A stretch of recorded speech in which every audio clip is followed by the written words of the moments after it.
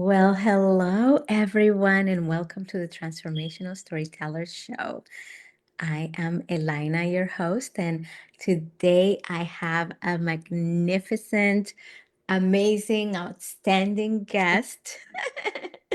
I adore this woman, and her name is Tiffani Patlan. And I just want to make sure that you sit tight for all of the wisdom and the inspiration that you're going to gain today. Hi, Tiffany. Hi, Elina. The feeling is mutual. You are such an inspiration to me, and I'm so grateful to be here. Thank you for the honor of being interviewed on your show today. Oh, absolutely. It is a mutual honor because Mhm. I definitely am honored that you're here and I'm so grateful for your time.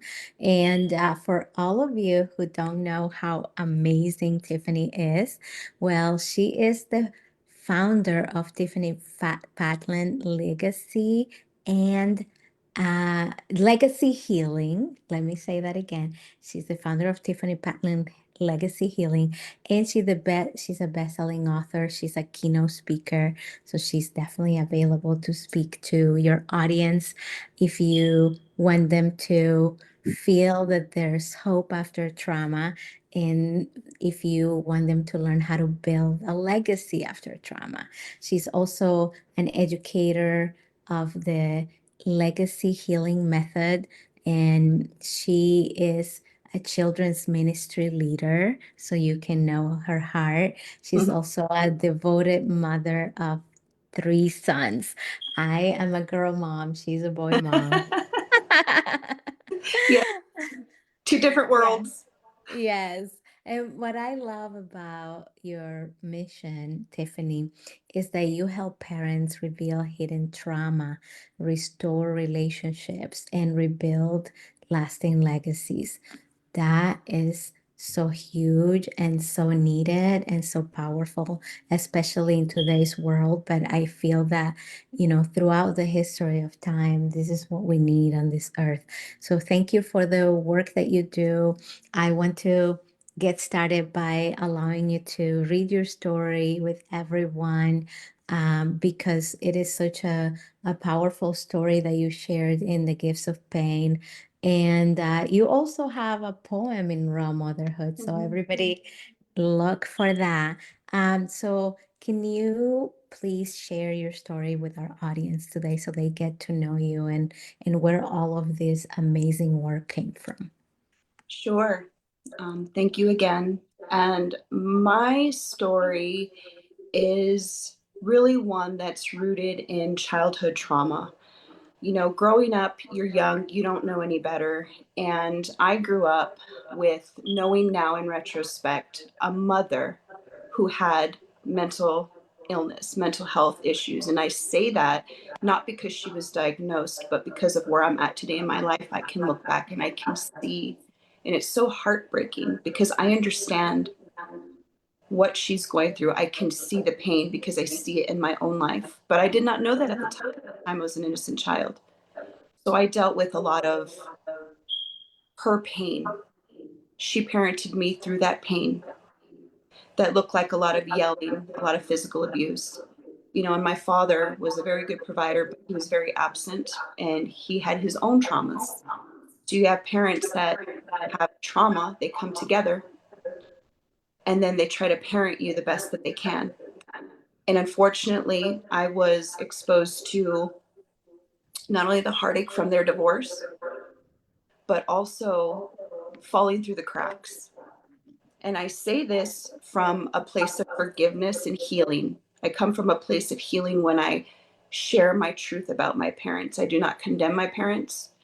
I love my parents. I understand that they did the best that they could with what they had at the time.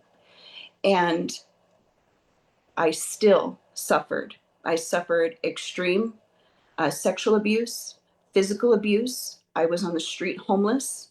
I was using drugs just to survive.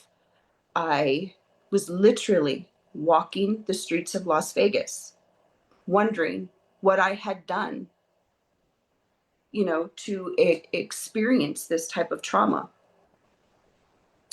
And Yeah. just to give you a more specific insight,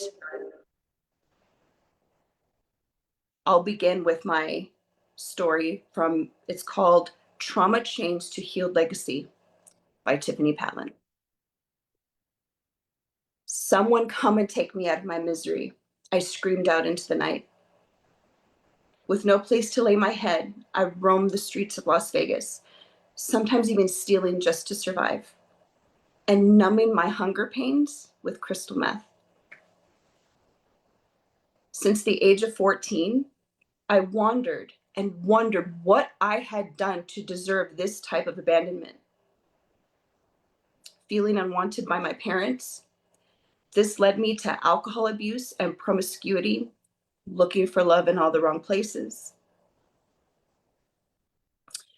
I was raped numerous times, and I carried the guilt and shame of not one, not two, but three abortions.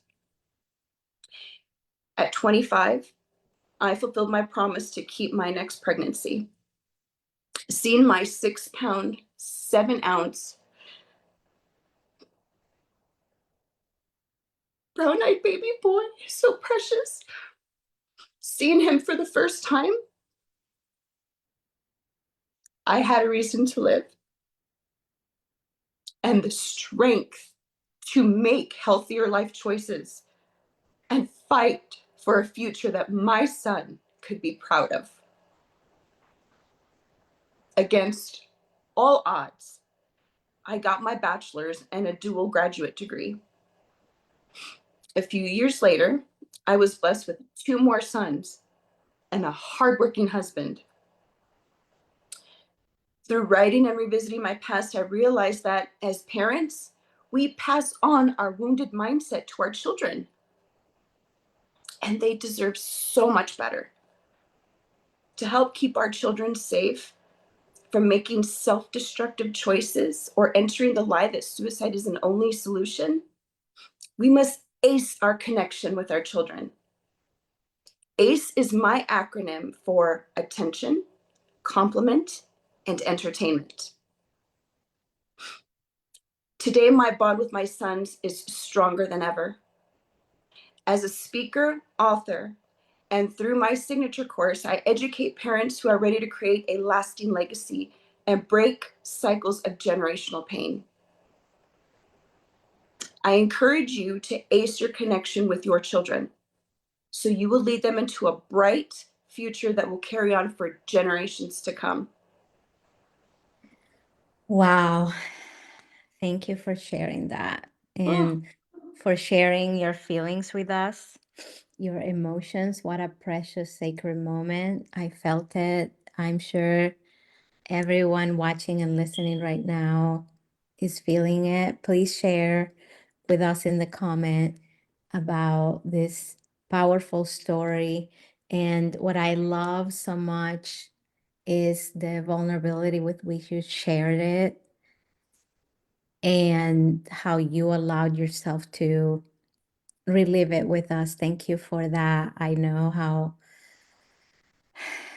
painful mm, that is. And many of us cannot imagine even one piece of what you went through, and yet we can honor that. We can honor you, and we can honor that you will receive those miracles, and especially your three miracles yeah. of your sons. Mm. And one of the things that I like to ask in this show is, being that it's so painful to share the details of that story, why do you think it's important for us to share our stories? Why do you share your story with others? And what role does storytelling have in healing? Well, there's power in vulnerability. And even though I may come from a place of healing, thinking about that moment of my baby boy, that moment that brings me to tears, it brings me back to that moment of that was the pivotal moment where I had a choice to make. It was either step up and do what has to be done for my children, which is the legacy part, because it's not just about me. It's not. My child depends on me. So I have a responsibility to stand up and do whatever it takes to heal that trauma and to move forward. And so I'm all about being raw and vulnerable and sharing because there's power in that. And I want you to know out there, if you resonate with any part of my story, all of it or just one piece, that I've been there. I know how hard it is. I know what it's like to feel unloved, alone, unworthy, unseen, and all the things. I understand that. But I'm living proof that healing is possible. And by sharing my story, you can resonate with parts of my story. You can be inspired, perhaps even motivated to be like, if she can do it, I can do it. And that's what I want for you. Because when I was young on the streets, who was there for me? That's the point. Where was people? I physically remember standing on a street asking, God, where are the people at that are supposed to love me and take care of me? Why is no one protecting me? I didn't understand. Now I understand God was always with me and protecting me, but at the time I did not know that. So that's why I'm here. I'm here to share. I am all about being raw and vulnerable, and I'm not ashamed of my story. Even though some parts are maybe hard to relive, I know that there's power behind that, and I will never keep silent about it because I now have a responsibility to share what I've overcome with you. If I keep everything to myself and I'm silent, then I'm doing you a disservice because you might say, "Thank you, Tiffani. That's what I needed." And had I been silent, where would you have maybe gotten that inspiration or motivation or answers? And I don't want that. I want my trauma, everything that I went through, to be meaningful, to help. I want you to know that there's so much better out there for you. It's possible. Healing is possible. You deserve it, and you could be the one that stands up against whatever it may look like in your past, your family lines, your history. You can be the one that stands up and says, "It ends with me." Oh, yes. Write it down, everybody. It ends with me. Ooh, there was so much to unpack there. Ali is watching and he says, 1 second at a time. Mm. That's how we overcome. And I think that you are living proof of that and living proof, as you said, living testimony that we are able to heal, that we are able to overcome. And you talked about using ACE, your model, to help create a connection so that our children maybe don't have to overcome or are ready and strong enough to overcome when they go through challenges. And why is this important for you to share? What is it that you want people to get out of this model that has three very specific steps that sound very simple? Mhm. And I love the simplicity of it. I'm a big fan of simplicity. And yet it may also sound too simple maybe for Mhm. some people. So walk us through that. Sure. So ACE is for attention. And if you actually stop and think, those of you who might not know what I'm referring to, if you actually just take a moment and stop and think about it, you will see how many people in this world are on their phones. They're on their devices. They're like this, Mm. while their Mhm. child is over here, desperately seeking what? Your attention. You are their mother and father. They are seeking, starving, desiring your attention. What does that look like? Not looking at this, but looking at them in their eyes, maybe being affectionate, speaking to them, talking to them. When they come to you and talk to you and say, like, for example, my children, "Hey, mama." I'm like, "Yeah, what? What do you need?" "Oh, yeah, sure, okay." That is so hurtful. You might not realize it. And if you do it, no shame, but let me bring light to it because it actually is so important. So when I'm doing something important on my phone, which is easy to do, oh, your calendar, your grocery list, your paying bills, believe me, I get it. But when my children say, Mama, yes, my son, yes, my love, yes, my son, what do you need? How can I help you?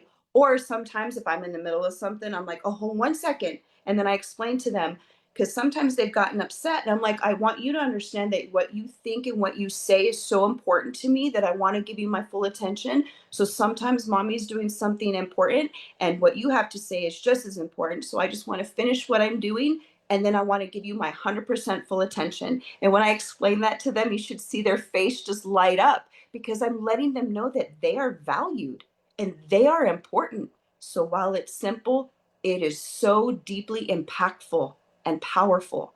So I encourage you to find ways to give your child that attention. And then we move into C, compliment. It is so important that our children are praised for anything and everything. But I also make sure, and this is a little tip, a little practice that I do.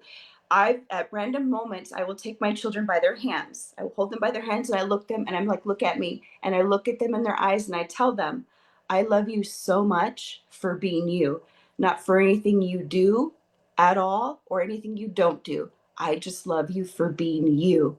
And you should see they get so gooey inside. And the reason why that's important is because I never want my children to think that they have to strive for my love. That's a huge thing. A lot of people can resonate with that. Always striving for love, striving for that attention, striving to be appreciated, to be, accepted, all the things. And I want my children to know, no, I love you just for being you. And so I want to praise them every time they do something good, because it builds confidence. It makes them feel good about themselves. There's so many amazing things that can come from that. Not only that, if you praise their good behavior over their giving attention to the bad behavior, they tend to want to do more of the good behavior, make better choices. So there's a lot in that, right? But yet it's so simple, but so powerful. And then you have E, entertainment. That basically means entertain your child, spend time with them. That doesn't mean always. I mean, movies are great. I love watching movies with my kids. My boys love snuggling with me and watching a movie, and I absolutely love it. And it's also a mother's helper tip, when we're feeling down and we need a break. It's movie time, because you get to relax and cuddle with your kids, my boys. It's so wonderful. But also doing things that they love. If you're always doing things that you want to do and you're bringing them with them, it kind of creates a discord. Because if you choose to do something that they want to do, you're basically showing them that what they want matters, and you're taking interest in things that matter to them. And if you do that, it opens up the gates for them to want to come to you and speak to you about things in their life, because you've already built a foundation of them understanding that you are interested in the things that they are interested in. And all of these things build a bond, a strong foundation. And so no matter what happens, you will always have that. And parenting is not easy. We all know it's not for the faint of heart, but building that strong foundation, it's what's going to always bring you back. No matter what happens, what's going on, they're always going to know that they can trust you, that you love them no matter what, that you praise their good decisions, but you're always going to be there for them, and that you care about what matters to them. That is so powerful. And there were so many great things that you said. And I love that all of this information is research based. Hmm. And so many people don't understand because we were never taught. So I Amen. love that you said no shame. This is not coming from judgment. This is not coming from a place of pointing fingers. It's coming from this is what the research says. This is what my Mhm. experience is. And this is what we could be doing now that we know better. But even as we know better, sometimes, like you said, we can come from a place like of explanation, of explaining to our children why we acted in a certain way or why it's not possible. Because, there are times of privilege in our lives when we can maybe spare a lot of time to give attention to our kids, and we can afford all types of entertainment, and we are regulated enough to complement, and yet there are times in life of crisis, of any time, material crisis, emotional crisis, financial crisis. And so also explaining to our kids, I usually give you this much attention, and yet this time is not possible. And it reminds me of a time for myself in which my daughter Eliana, I became pregnant with my little one, and my daughter Eliana was 5 years old. And at 6 years old, I gave her a notebook and I said, I can't have these long talks with you anymore because I have a brand new baby and we're going through it was a very hard crisis. She Yeah. needed me the most, actually. In that moment, I felt guilty because I wanted to increase my time with her, not decrease it. But at the Right. same time, I was going through so much, and parenting four girls all by myself and dealing with my own trauma and my own crisis. And Yeah. so I gave her a notebook and I said, write it all down, and then when I have space, then we can discuss everything that you wrote down. And that's what how Mhm. she started writing her book and all of these things. But we understand that life gets in the way, Yeah. but it's just, creating that foundation, and also having that communication line open. As you said, like, I had to finish this before I talk to you. I think that the message that you share is so crucial, Tiffany, and it is so simple to do, and it is so easy to forget. And yet, I think the message that you matter is a message that you didn't receive growing up, Mhm. and that you want everyone to know out there for themselves, but also remind the youth, remind your children that they matter no matter what. It's so amazing. And I want to ask you, because I want to hear everything from you. I want to ask you if there's a mom out there, any parent, but especially a mom who is feeling right now like, I haven't had this foundation. I haven't actually created this type of relationship with my children. Maybe they won't even know what to do with it. And I don't know how to get started because this is not how we've been functioning. Mhm. What are some easy ways to get started or to establish this new expectation in your home with your children when it's just being kind of survival and electronics and maybe criticism, and that comes from a good place, of Mhm. course. Right. Right. Comes from wanting to guide, to shifting to a more positive reinforcement based home. Sure. So off the bat, I think of those moms that are in the phase that have little ones. To me, that might be a little bit easier because maybe they don't understand. You can't really have a conversation with them. I would say just begin. Just start thinking about the things that they love to do and just begin and start with them because they're young enough. And then you can grow into that and it can morph and get them more involved as they get older. But if your children are a little bit older where they can understand, something important that I would do is I would have a meeting with them. If you can have a family meeting with your spouse, and if you don't have a spouse and it's just you, that's fine. Whoever's there, come together and have a family meeting. And what I would encourage you to do is to apologize. Mhm. Apologize to your children. Because I'm thinking about myself in this instance, because I've actually done this. Yeah. I'm sorry that I have not been paying attention to you because you deserve that and you need that.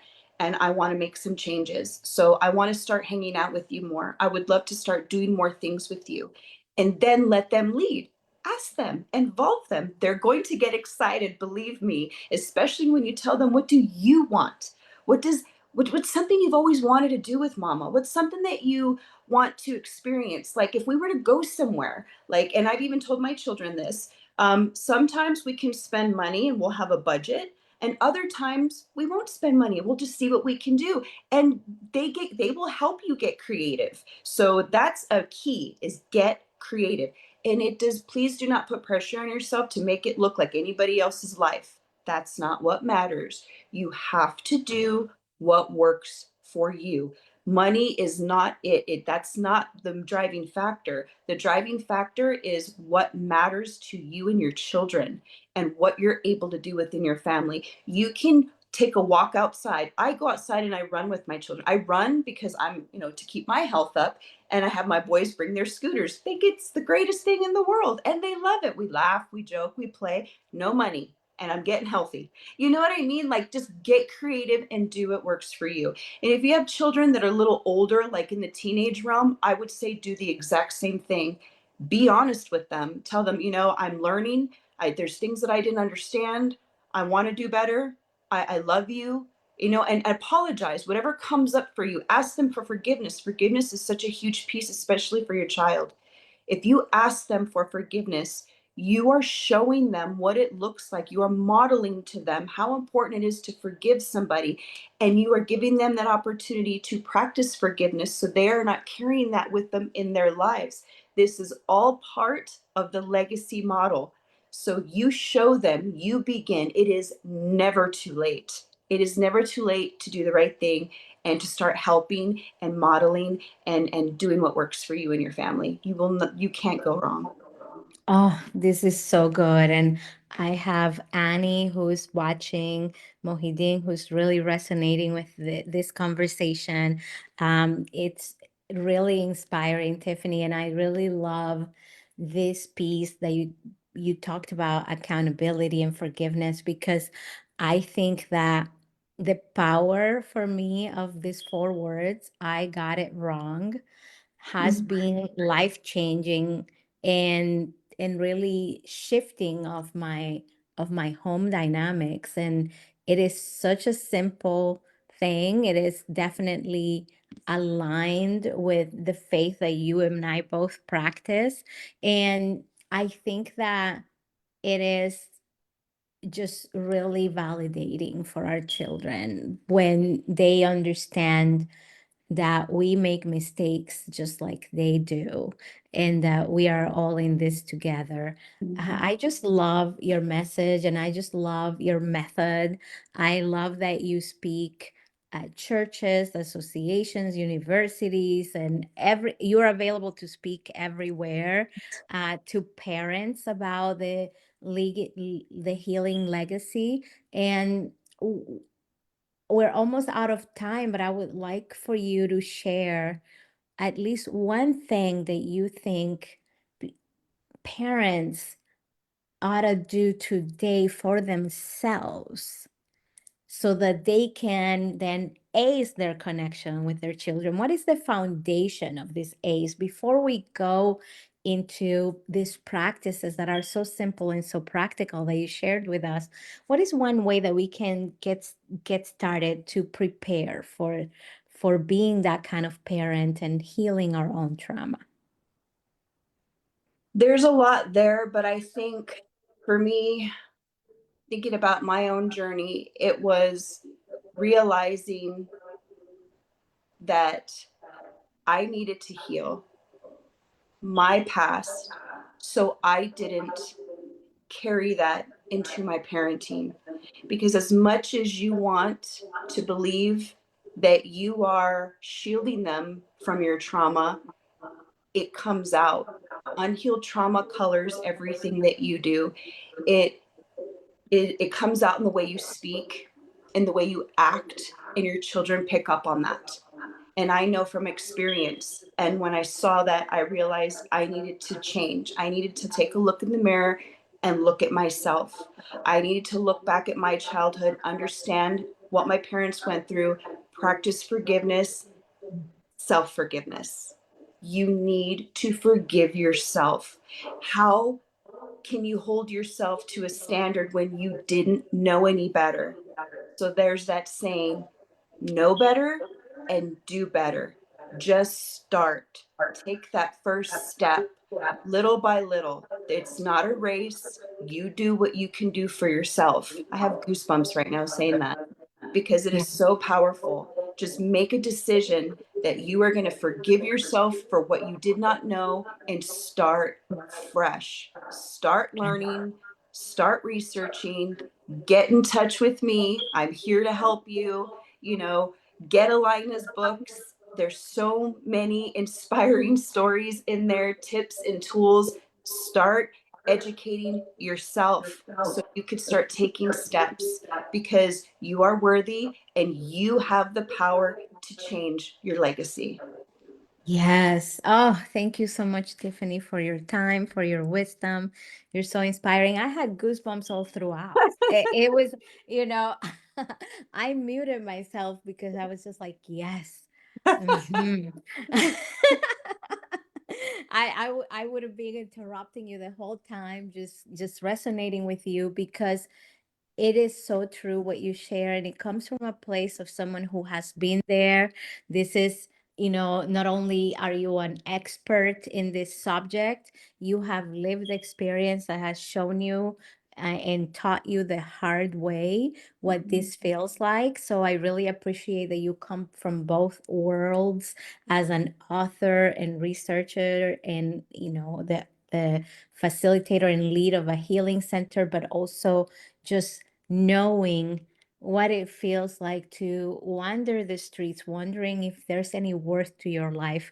That is heavy. And because of that heaviness is that's why we felt the light that you share with us today. And for everyone who's listening and watching, whether you're live or on the replay, I want to encourage you to check out the show notes and make sure that you connect with Tiffani Patlan and that you see all of the available resources that she has for parenting. She has a lot of training and methods and ways in which she can really, really help you create that library of resources that she was talking about so you can educate yourself, but also land in a soft spot with someone who understands where you are and what you've been through. And definitely, definitely read her story in The Gifts of Pain, so that you can also go through the exercises that she shared in that book for you to get started on that journey. Thank you, Tiffani, for your time, for your love, for the work that you're doing, for speaking out to the nations about the power of healing and that and how possible it is no matter who you are. And Mhm. if you have an event or a group, make sure that you hire Tiffani as a speaker. This is only like a tiny little bit of how inspirational she is and how powerfully she delivers a story. Thank you, everyone, and see you next week at the Transformational Storyteller Show. Bye bye. Ciao. Bye, Tiffany.